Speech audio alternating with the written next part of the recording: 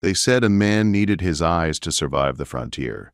They said the mountains showed no mercy to the weak or the broken. But they had never met Ezra. Darkness had taken Ezra's sight 10 years earlier, stolen in a mining blast that left his eyes white and empty. Yet the mountain had not taken him.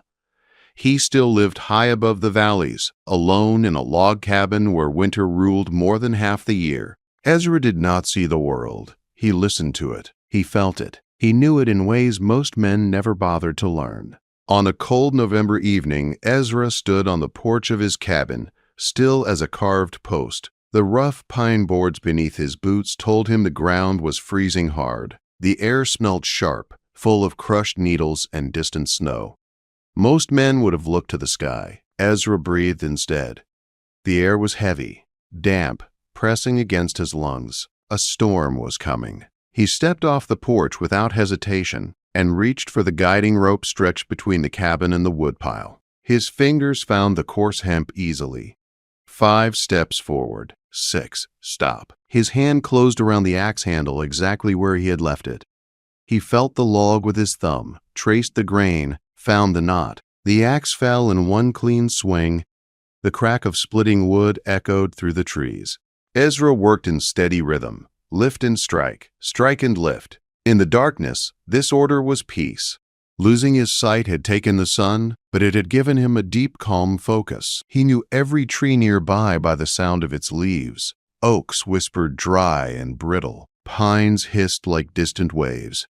He gathered the wood and turned back toward the cabin. Then he stopped. The forest shifted. Not with wind, not with animals. Ezra tilted his head, holding his breath. Under the rustle of branches was another sound, faint, broken, a sob. His grip tightened on the firewood. Someone was out there. Ezra moved carefully, setting the wood on the porch. He reached beside the doorframe and took his staff, thick hickory polished smooth by years of use. He stepped into the open ground, tapping lightly. The slope fell away to his right toward the creek. The sound had come from there. He entered the trees. Each step was measured. He paused often, listening. The sobbing had stopped. Silence pressed in, heavy and fearful. Whoever it was had heard him. Down the slope, Sophie crouched beneath a cedar tree, her back against its trunk. Her wool shawl did nothing against the damp cold that seeped into her bones. Her boots were soaked, her feet numb. She had meant to take a shortcut to the main road. Then the fog came, thick and gray. Every tree became the same. Hunger gnawed at her, fear worse than the cold. A twig snapped. Sophie's head jerked up. Through the mist, a figure emerged. Big, broad, wrapped in animal skins. He looked like part of the mountain itself. Fear slammed into her chest. She scrambled back, breath caught in her throat, unable to scream. Ezra froze. He heard the rush of movement, the sharp gasp of terror. He did not step closer. He planted his staff and stood still. "The ground is too cold for sitting," he said, his voice deep but calm. "And night is coming fast." Sophie stared at him. He was not looking at her. His eyes were open but dull, staring into nothing. The fear eased just enough for confusion to take its place. You can't see me?" she whispered. Ezra smiled faintly. "No, miss. Haven't seen anything in 10 years. But I can hear your teeth shaking. You are freezing." He held out his hand, open, steady.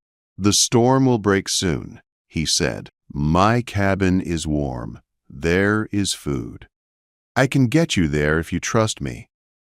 Sophie looked past him into the fog. Darkness thickened by the minute. Staying meant death. Slowly she stood, legs weak. Her fingers brushed his sleeve, then closed around his forearm. Ezra frowned and shrugged off his heavy buffalo coat, draping it over her shoulders. Heat wrapped around her like a living thing. She gasped. "Button it," he said gently. "Hold my arm. I'll walk. You watch for trouble." "Yes," she breathed. They moved together through the trees. Sophie saw only shadows and gray shapes. Ezra walked with steady confidence, guided by sound and memory. "We're climbing," he said. "Hear the wind? Pines, not willows." She listened. He was right. She tried to lead once, stepping ahead, but slipped on hidden mud. Ezra caught her instantly, strong hands hauling her upright. "Your eyes will lie in this light," he said calmly. "The ground won't." They reached a fallen pine blocking the trail. Ezra hesitated, fingers tracing rough bark. "I need your eyes now," he admitted. Sophie climbed first, then guided his hands to safe holds. Together they crossed, breathless but unhurt. Trust settled between them, fragile and growing. Snow began to drive sideways as they neared the cabin. Sophie was shaking when she finally saw it, low and solid between two boulders. Smoke curled faintly from the chimney. Inside, warmth swallowed them. Ezra built the fire by sound and feel. Sophie lit the lamp, revealing a cabin of perfect order, every object placed with care.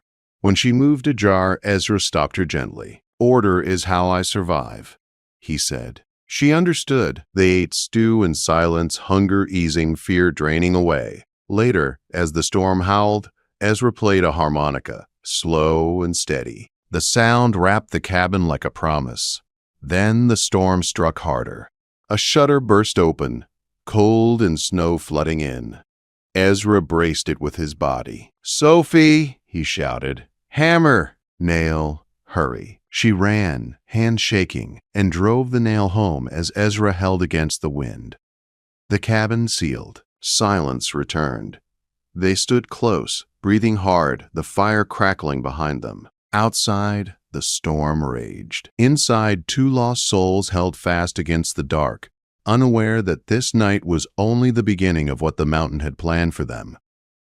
Morning did not arrive quietly. It came with a slow warming of the cabin walls and the steady drip of melting snow sliding from the roof. Ezra was awake before the light changed. He always was. The mountain spoke differently at dawn, and he listened. Sophie woke on the cot near the fire, wrapped in a thick wool blanket that smelled of cedar smoke. For a moment, she forgot where she was. Then the memory of the storm, the blind mountain man, and the cabin returned all at once. She sat up, stiff and sore, but alive. Ezra stood near the hearth, packing food into a canvas sack. His movements were precise, practiced. There was no hesitation in his hands, only certainty. "The snow has crusted," he said without turning. "If we leave soon, I can get you to the mining road before dark." The words landed heavier than Sophie expected. Leave. She looked around the small cabin. The fire had burned low, glowing red. Every corner felt known already, safe in a way she had never known before. "I suppose," she said quietly, "you want your quiet back." Ezra's hands paused for just a breath. Then they continued. "You were no trouble," he said, "but winter up here is long and lonely. It is no place for a woman with choices." Sophie nodded, even though he could not see. She folded the buffalo coat he had given her and laid it on the cot. Her thin shawl felt weak in her hands now. They prepared in silence, each wrapped in thoughts they did not dare speak. Outside, the world was blinding white. The storm had buried everything. Ezra stepped onto the porch, staff tapping lightly, reading the ground through sound and vibration. "Stay close," he said, offering his elbow. They moved downhill, careful and slow. The mountain felt different now, quieter, washed clean. Sophie watched Ezra walk with confidence. His blindness, no weakness here. He knew the land better than any sighted man she had ever known.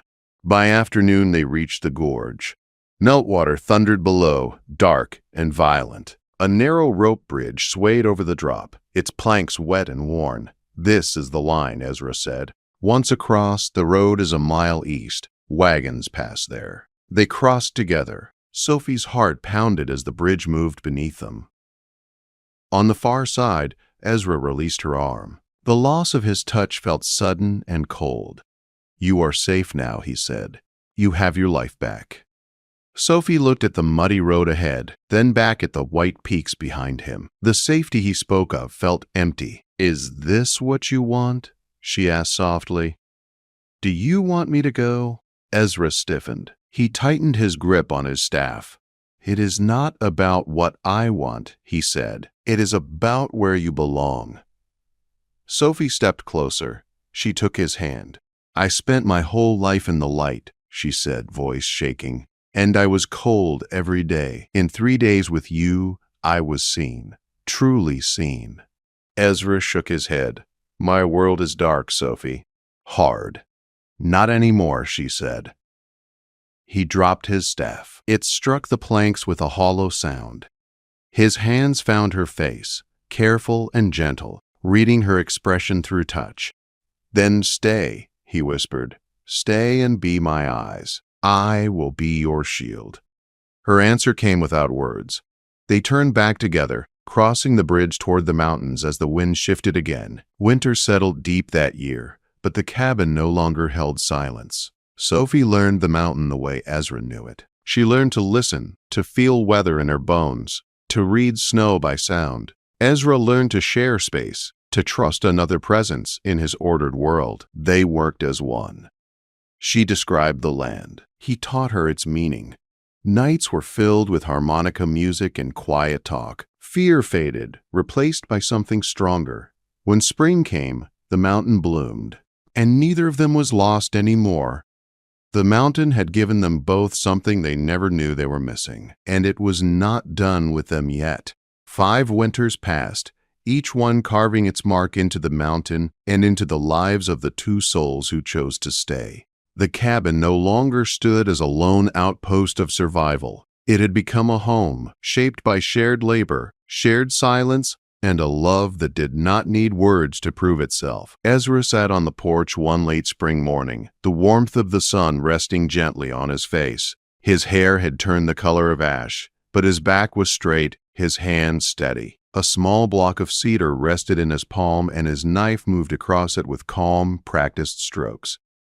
Each curl of wood fell away clean and sure. Behind him, the screen door creaked. "Pa!" A small voice called out, full of excitement. "I found a feather." Heavy little boots thudded across the porch.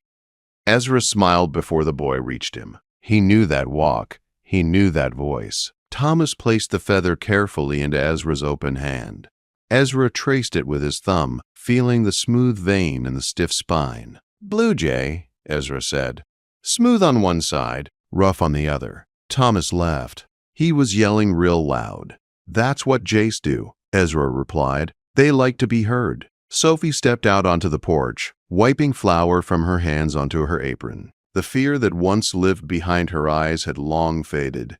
In its place was a quiet strength, the kind earned by weathering storms and choosing to stay. She rested her hand on Ezra's shoulder. He covered it with his own without thinking. "The meadows blooming," she said.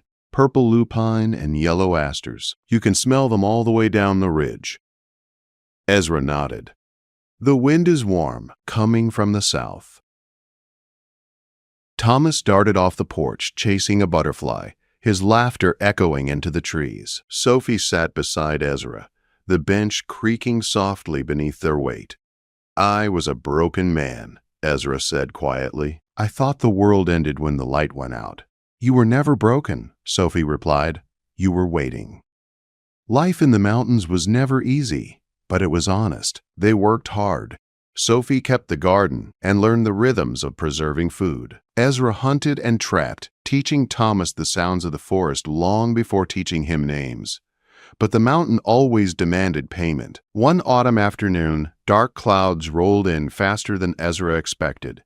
The air carried a tension that made his chest tighten. Sophie felt it too, the way the birds went silent, the way the wind shifted sharp and sudden. "We need to get inside," Ezra said. They were halfway to the cabin when thunder cracked so hard it shook the ground. Rain came down in sheets, cold and unforgiving. Sophie grabbed Thomas, pulling him close as Ezra guided them toward the door. Inside, the storm raged. Rain turned to hail, then to snow, far too early for the season. The roof groaned under the weight. Ezra stood still, listening. Something was wrong. "The creek," he said. "It's louder." Sophie rushed to the window, her face drained of color. "It's flooding," she said. the waters climbing fast. They had built the cabin high, but the mountain had changed over the years. Runoff from melting snow and heavy rain carved new paths. The creek had grown wild. A deep crack split the air. The ground lurched. Sophie screamed as the earth near the cabin wall collapsed. Part of the foundation gave way, logs shifting with a terrible grinding sound. Ezra moved instantly. He grabbed Thomas, shoving him toward the back room. "Sophie!" he shouted. "Get the rope." She knew which one. The emergency line they had anchored to a boulder years ago, just in case. The floor tilted. Water surged under the cabin, icy and fast. Ezra braced himself against a beam, holding Thomas tight as Sophie tied the rope around her waist, then around the child. "I'll go first," Sophie said, voice steady despite the fear burning in her chest. Ezra shook his head. "No, I go last. I can feel the ground." She didn't argue. This was his terrain. They moved fast. Sophie climbed out the back window, rain and snow slashing at her face. She secured the rope and called back, "I'm set." Ezra passed Thomas to her. The boy clung to her neck, silent, trusting. Ezra followed, feeling the ground with his staff as the cabin groaned behind them. They reached the boulder just as the cabin shifted again. One corner collapsed into the rushing water, logs breaking apart like matchsticks. Sophie sobbed, clutching Thomas as Ezra knelt, breathing hard, listening to the destruction of the life they had built. The storm passed by morning, leaving behind ruin and silence. The first where the cabin once stood was only debris tangled in mud and ice. Sophie stood staring, hollow and numb. Ezra felt the absence more deeply than sight ever could. The familiar echoes were gone. The ordered space he had memorized no longer existed. Thomas buried his face into Sophie's coat. "Pa," he whispered. "Our house." Ezra swallowed. He reached out, placing a hand on the ground. "The mountain took it," he said softly, "but it didn't take us." They camped that night under a makeshift shelter. The cold bit deep. Sophie watched Ezra sit by the small fire, his face calm despite the loss. "We can go down," she said hesitantly. "To the valley, start over." Ezra listened to the night sounds. The mountain was quiet now, spent. "This is our home," he said. "If we leave, we lose more than logs and walls." Sophie nodded. She knew he was right. They rebuilt. Neighbors from the valley came when word spread. Men who respected Ezra. Women who admired Sophie's strength. Together they raised a new cabin, stronger and set farther from the creek. Ezra guided by sound. Sophie guided by sight. Thomas learned by watching both. Years passed. Ezra aged, his steps slower but no less sure. Sophie's hands grew strong from work, gentle from love. Thomas grew tall, his laughter carrying across the meadow. One evening, as the sun dipped low, Ezra sat on the porch listening to the harmonica in his hands. He didn't play it often now. He didn't need to. Life itself had become music. Sophie sat beside him, leaning her head on his shoulder. "I was lost once," she said. "I thought being seen meant being looked at." Ezra smiled. "True sight lives deeper than the eyes." Thomas ran up the steps, breathless. "Pa, Ma, the stars are coming out." Ezra tilted his face upward, feeling the cool air shift. "They always do," he said. Sophie looked at the sky, brilliant and endless. She thought of the bridge, the storm, the choice that changed everything.